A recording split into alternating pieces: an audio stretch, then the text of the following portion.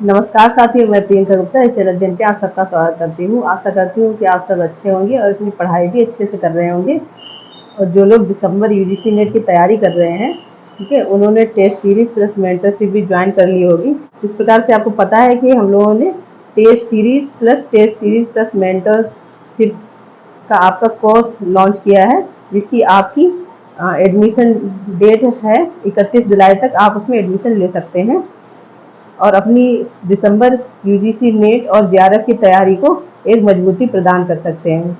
तो आज हम लोग जो डिस्कस करने वाले हैं, जो हमारा पेपर 2 होता है यूजीसी नेट का, जिन बच्चों का भी शिक्षा शास्त्र या एजुकेशन से आपका पेपर 2 है, उन लोगों के लिए मैं एक इम्पॉर्टेंट टॉपिक लेके आई हूँ। आप लोगों को पता है कि पेपर 2 में आपके 10 यूनिट होते हैं।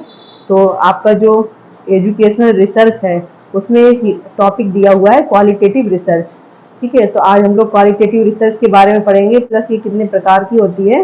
तो जो हमारे सिलेबस के अकॉर्डिंग जो भी टॉपिक्स दिए गए क्वालिटेटिव रिसर्च के अंडर, उन सबको भी हम लोग कुछ कुछ डिस्कस करेंगे। ठीक है, अगर आप लोगों को क्लास पसंद आती है तो क्लास को शेयर भी कर सकते हैं। अगर आपने चैनल को सब्सक्राइब नहीं किया है तो चैनल को सब्सक्राइब भी कर सकते हैं और शेयर भी कर सकते हैं। जो लोग यूजीसी में पेपर 1+2 की तैयारी कर रहे हैं और जिनका पेपर 2 एजुकेशन है, उनको ये वीडियो जरूर शेयर कर दीजिएगा। ठीक है, तो हम लोग स्टार्ट करते हैं। जो हमारे यूजीसी नेट पेपर 2 है एजुकेशन, मतलब शिक्षा शास्त्र। ठीक है, रिसर्च। सबसे पहले हम लोग बात करेंगे क्वालिटेटिव रिसर्च क्या होती है। तो क्वालिटेटिव रिसर्च होती है कि हम लोग कोई भी टॉपिक पे बहुत इन डेप्थ या गहराई में जब रिसर्च करते हैं, तो वो हमारी रिसर्च किस में आ जाती है, क्वालिटेटिव रिसर्च में। ठीक है, यहाँ पे हम लोग इन डेप्थ रिसर्च करते हैं। ज़्यादातर ये रिसर्च जो है आपकी सोशल साइंस के जो सब्जेक्ट हैं, ठीक है, उनमें कंडक्ट करवाई जाती है। अब इसको क्वालिटेटिव क्यों बोलते हैं, क्योंकि इसमें न्यूमेरिकल डेटा अवेलेबल नहीं होता है। डेटा कलेक्ट करते हैं, मतलब जहाँ पे हम लोग कोई भी पर्टिकुलर एरिया या पर्टिकुलर इंसान पे जाके रिसर्च करते हैं और डेटा कलेक्ट करते हैं। उसके बाद जो हम लोग नॉन न्यूमेरिकल डेटा कलेक्ट करते हैं, वो किसमें आती है, हमारी क्वालिटेटिव रिसर्च में। ठीक है, it can be use to gather in depth knowledge to generate new ideas for research. तो इसमें हम लोग इन डेप्थ नॉलेज जनरेट करते हैं और रिसर्च के नए नए आइडियाज को क्रिएट करते हैं। ठीक है, qualitative research is mostly used in humanities and social science in subject such as, जैसे आपका एंथ्रोपोलॉजी है, सोशोलॉजी है, एजुकेशन है, हेल्थ साइंस है, हिस्ट्री है। इस प्रकार के जो सब्जेक्ट होते हैं, उसमें क्वालिटेटिव रिसर्च का यूज किया जाता है। ठीक, इसके बाद हम लोग यहाँ पे देख लेते हैं कि टाइप ऑफ क्वालिटेटिव रिसर्च क्या है। ये हमारे सिलेबस के अकॉर्डिंग यहाँ पे टाइप दिए गए हैं, तो उन्हीं के बारे में हम लोग बात करेंगे। तो हमारे जो पेपर 2 है एजुकेशन, उसमें एजुकेशनल रिसर्च आपकी जो यूनिट है, उसमें ये सारी आपकी क्वालिटेटिव रिसर्च दी गई है। तो सबसे पहले ग्राउंडेड थ्योरी, ठीक है, फिर नैरेटिव रिसर्च है, केस स्टडी, इथनोग्राफी। इसके बाद है आपका मिक्स्ड डिजाइन, जिसमें कौन कौन सी आती है, ट्राइंगुलेशन आता है, एक्सप्लेनेटरी आता है, इसके बाद एक्सप्लोरेटरी आता है। ठीक, तो ग्राउंडेड, सबसे पहले हम लोग बात करेंगे कि ग्राउंडेड थ्योरी क्या होती है। ग्राउंडेड थ्योरी होती है कि आपने कोई पर्टिकुलर एरिया पे जाके रिसर्च की, ठीक है, उसका पूरा डेटा कलेक्ट किया, फिर आप उसको एक सीक्वेंस में लगाते हैं।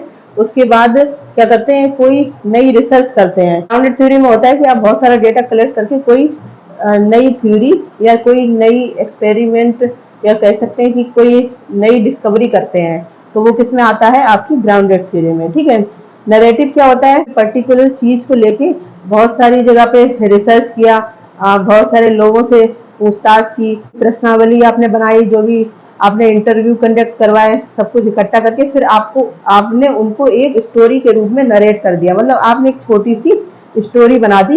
तो वो किसमें आती है, आपकी नरेटिव रिसर्च में। इसमें आपको मेन है कि कोई बड़े डेटा को आप कलेक्ट करके छोटे रूप में दिखाते हैं, जो इम्पोर्टेंट फैक्ट है उसको। ठीक है, इसके बाद केस स्टडी होती है आपकी, कि आपने कोई सिंगल टॉपिक या सिंगल इंसान या कोई सिंगल एरिया पे रिसर्च की। इसमें होता है कि आप इस पे लॉन्ग टर्म के लिए रिसर्च करते हैं और ऑब्जर्व करते हैं चीज़ों को, उनके साथ रह के या फिर उनके साथ बातचीत करके, या फिर मतलब एक नेचुरल आप एनवायरनमेंट प्रोवाइड करवाते हैं। तो केस स्टडी मेन होता है कि कोई सिंगल चीज पे आपने रिसर्च की इन डेप्थ में जाके, ठीक है। इसके बाद आपकी होती है इथनोग्राफी। इथनोग्राफी रिसर्च आपकी क्या होती है कि आप जब कोई कल्चर या कोई स्पेशल सोशल ग्रुप है, ठीक है, कोई सोशल ग्रुप है, उसके बारे में आपने कुछ रिसर्च की, उनके बीच में रहे आप बहुत सारे दिन, फिर आपने ऑब्जर्व किया कि उनका कल्चर कैसा है, कैसे वो लोग कपड़े पहनते हैं, कैसे बातचीत करते हैं, इसके बाद जो त्योहार वगैरह हैं वो लोग कैसे मनाते हैं। तो आप जो कल्चर के बारे में जितनी भी रिसर्च करते हैं वो किसमें आती है, इथनोग्राफी रिसर्च में। इसके बाद है हमारी पांचवी मिक्स्ड मेथड डिजाइन, ठीक है। तो मिक्स्ड मेथड में क्या होता है कि आप लोग यहाँ पे क्वालिटेटिव, जो आपकी क्वालिटेटिव रिसर्च है, और प्लस क्वांटिटेटिव रिसर्च, इन दोनों को मिला के रिसर्च करते हैं, ठीक है। क्योंकि जैसे अब मान लो आपको रिसर्च करनी है कि भारत में कितने बच्चे हैं जो कुपोषण की वजह से डेड कर जाते हैं, तो आपने पहले तो अलग अलग जगह पे जाके रिसर्च की, लोगों से पूछताछ की, ठीक है, जो इनसे जुड़े संस्थान हैं उन पे डेटा कलेक्ट किया, ठीक है। फिर जो आप नंबर्स में काम करेंगे उस पर, क्योंकि आपको और अधिक जानकारी चाहिए, तो नंबर्स का मतलब ये हो गया आपने क्वांटिटेटिव, ठीक है। और क्वालिटेटिव मतलब कि सारी चीज आप नंबर्स में नहीं दे सकते हैं, कुछ चीजें ऑब्जर्व कर सकते हैं, मतलब ठीक है, कि कैसे कैसे उन्होंने कौन सी प्रॉब्लम्स का सामना किया जब बच्चे अपनी माँ के पेट में थे, तो किस वजह से वो कुपोषण के शिकार हुए, तो वो सब किस में आ जाएगा, आपका क्वालिटेटिव में। तो मिक्स्ड में क्या किया जाता है कि क्वालिटेटिव प्लस क्वांटिटेटिव दोनों जो रिसर्च यूज की जाती है वो किस में आ जाती है, मिक्स्ड मेथड में। तो मिक्स्ड मेथड के भी आपके टाइप होते हैं, जैसे ट्रायंगुलेशन है, एक्सप्लेनेटरी है, इसके बाद एक्सप्लोरेटरी है, अब इन सब के बारे में भी हम लोग पढ़ेंगे। तो सबसे पहले यहाँ पे ग्राउंडेड थ्योरी, जिसके बारे में बता चुकी हूँ कि कोई भी नई रिसर्च, नई डिस्कवरी या फिर नए आइडियाज क्रिएट करना रिसर्च को लेके, अपने डेटा कलेक्शन को लेके, तो वो किसमें आता है, आपकी ग्राउंडेड थ्योरी में। तो इनके फाउंडर कौन रहे हैं, ग्लेजर एंड स्ट्रॉस, ठीक है।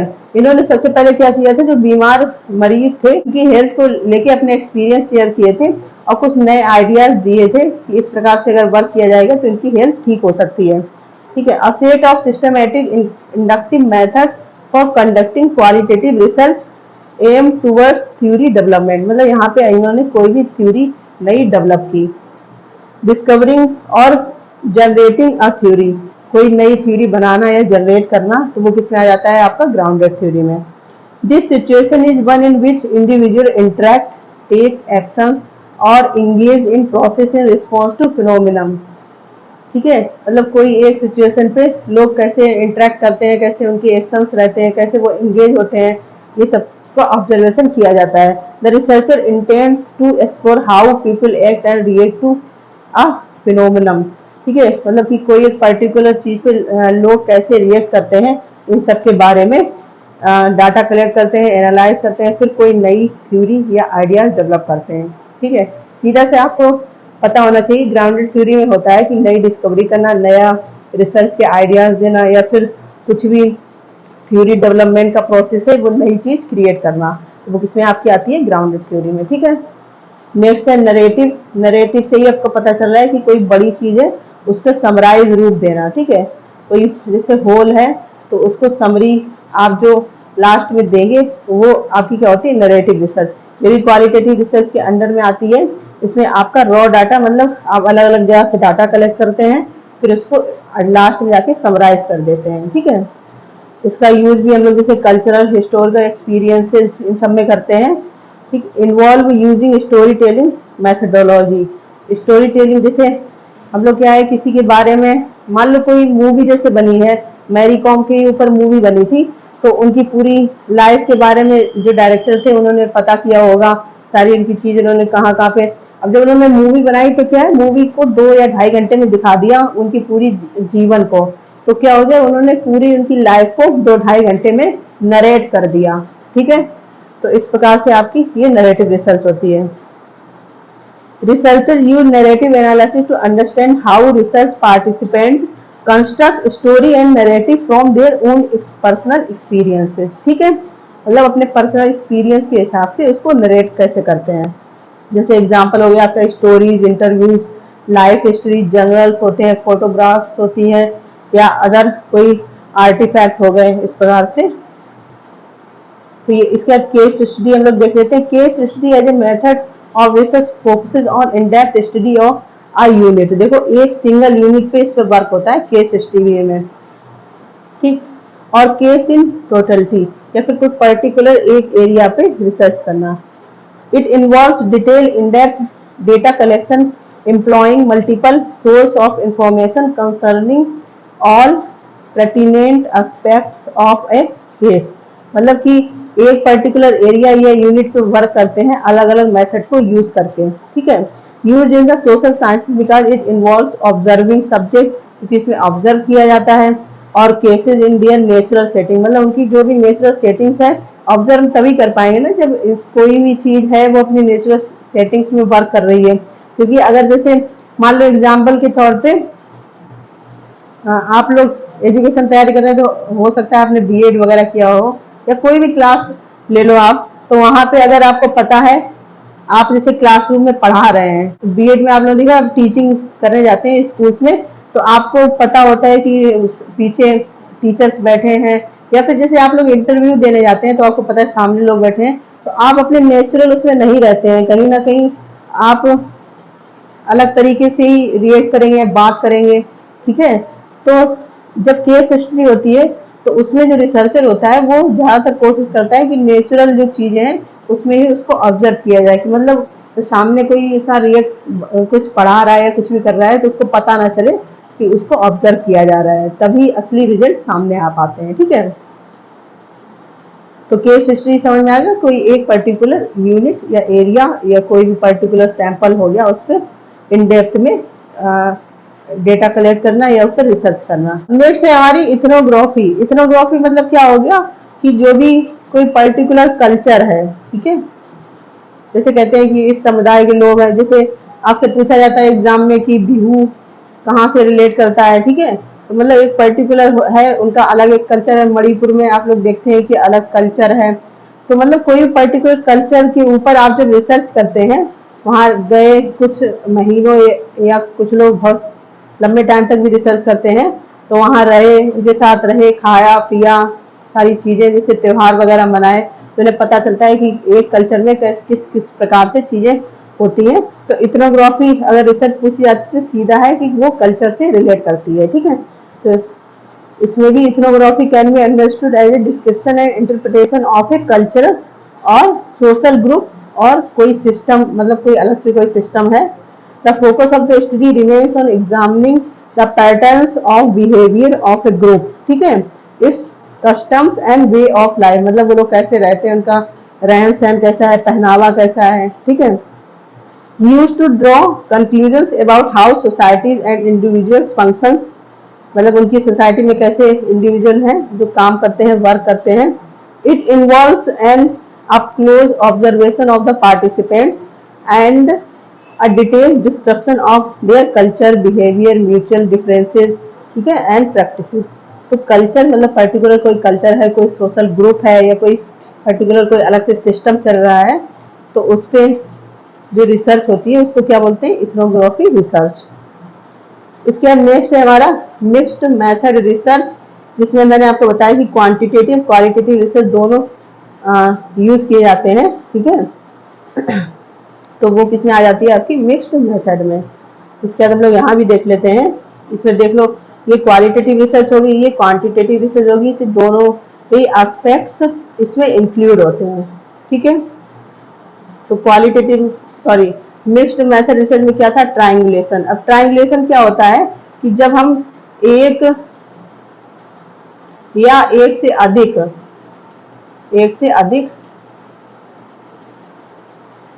जो भी मेथड है या फिर डेटा कलेक्शन का तरीका है, ठीक है, या फिर अलग अलग एक ही टॉपिक पे अलग अलग तरीकों से रिसर्च करना, तो वो आपकी किस में आ जाती है, ट्रायंगुलेशन में। Triangulation is most used in qualitative research. It uses of multiple data source, मतलब आपने डेटा सोर्स अलग अलग जगह से अलग अलग तरीकों से कलेक्ट किया। मल्टीपल इन्वेस्टिगेटर्स, मतलब अब आप लोग कोई ग्रुप में वर्क कर रहे हैं, कोई कहीं पे जाके काम कर रहा है एक ही चीज को लेके एक ही टॉपिक पे, और कोई कहीं पे जाके काम कर रहा है। मल्टीपल मेथड, इसमें मेथड भी मल्टीपल होते हैं आपके, ठीक। This provides validity to research process and also overcome the problems of subjectivity and biasness to an मतलब इसमें आप biasness भी इसमें कम होती है, क्योंकि अगर एक कर रहा है तो दूसरा कुछ ऑब्जेक्ट करेगा, ठीक है, इस प्रकार से। It is a multiple validation of result, मतलब इसमें रिजल्ट अधिक वैलिड होते हैं क्योंकि अलग मेथड से किया गया है, मतलब एक टॉपिक पे अलग अलग मेथड यूज किए गए हैं, अलग अलग डेटा सोर्स यूज किए गए हैं, और जो आपके इन्वेस्टिगेटर्स हैं वो भी अलग अलग हैं, तो जाहिर सी बात है कि आपके रिजल्ट वैलिड होंगे। ठीक, इसके बाद है एक्सप्लानेटरी। एक्सप्लानेटरी में है आपका कि कोई भी मान लो कोई रिसर्च हुई आपकी, explanatory research is a method develop to investigate a phenomenon that has not be studies और एक्सप्लेन प्रॉपरली, मतलब कोई रिसर्च हुई है लेकिन आपको उसके बारे में ज्यादा डेटा नहीं बताया जाता, उसकी फाइंडिंग्स नहीं है, मतलब उस पर सही से रिसर्च नहीं हुई है, तो आप क्या करते हैं, वो चीज ढूंढते हैं, फिर उस पर डिटेल में रिसर्च करते हैं, उसके कोई छोटे एक पर्टिकुलर पार्ट को लेके डिटेल में डिस्कशन करते हैं कि क्या ये चीजें, उसके बारे में और फाइंडिंग्स निकालना, मतलब कोई छोटी चीज, मतलब सीधे से शब्दों में है कि आपने रिसर्च मतलब पहले कोई किसी टॉपिक पे की गई, ठीक है, तो उस पर लिमिटेड ही डेटा आपको मिला, तो आप क्या करते हैं, ये लिमिटेड डेटा लेके उस पर और बड़ी रिसर्च करते हैं और भी उसका अलग अलग मेथड यूज करके उसकी और फाइंडिंग्स निकालते हैं। It uses secondary research as a source of information such as literature और पब्लिश्ड आर्टिकल, मतलब जो लिटरेचर पब्लिश हो चुके हैं या फिर आर्टिकल्स हैं आपका, उनमें से आप टॉपिक सर्च करते हैं क्योंकि वो पहले से ही रिसर्च हो रखी है और उस पर ही आपने कोई देखा कि इस पे बहुत कम बात की गई, तो उस पे ही आपने आपको टॉपिक बनाया, उस पर फिर से रिसर्च की और अधिक उसकी फाइंडिंग्स निकालने के लिए, ठीक है। That are carefully chosen to have broad and balanced understanding of the topic. Exploratory research allow them to replicate studies to give them greater depth and gain new insight into the phenomenon. मतलब उसकी नई जो भी findings हैं, insights हैं और उसके बारे में जानना, तो ये किसमें आती आ जाती है, एक्सप्लेनेटरी रिसर्च में। इसके बाद एक्सप्लोरेटरी रिसर्च, इसमें क्या होता है कि कोई रिसर्च हुई है लेकिन वो सही से क्लियर नहीं है, मतलब कंफ्यूजिंग है कि क्या उसके बारे में तथ्य है या जो भी, तो उन चीजों पे फिर से वर्क करना। अब यहाँ पे आप लोग देख सकते हैं जो आपकी एक्सप्लेनेटरी रिसर्च है प्लस एक्सप्लोरेटरी रिसर्च है, लगभग एक जैसी है। इसमें डिफरेंस क्या है, मेन इसमें डिफरेंस है जो आपकी एक्सप्लेनेटरी रिसर्च है उसमें क्या होता है, कोई चीज पे रिसर्च हुई लेकिन उसकी फाइंडिंग्स या उसके बारे में आपको कम पता है, अब आप उस पर फिर से रिसर्च करेंगे और ज्यादा उसके बारे में डेटा कलेक्ट करेंगे। जो कि एक्सप्लोरेटरी रिसर्च है, इसमें क्या है कि कोई रिसर्च हुई है वो काफी कंफ्यूजिंग है, कुछ पता नहीं चल रहा कि इस पे कैसे क्या हुआ है, तो उस चीज को लेके आप उस पर और क्लियर कंक्लूजन निकालेंगे, क्लियर चीजें लोगों के सामने लाएंगे, तो वो आपकी हो गया एक्सप्लोर, मतलब कोई चीज को और एक्सप्लोर करना, ठीक है।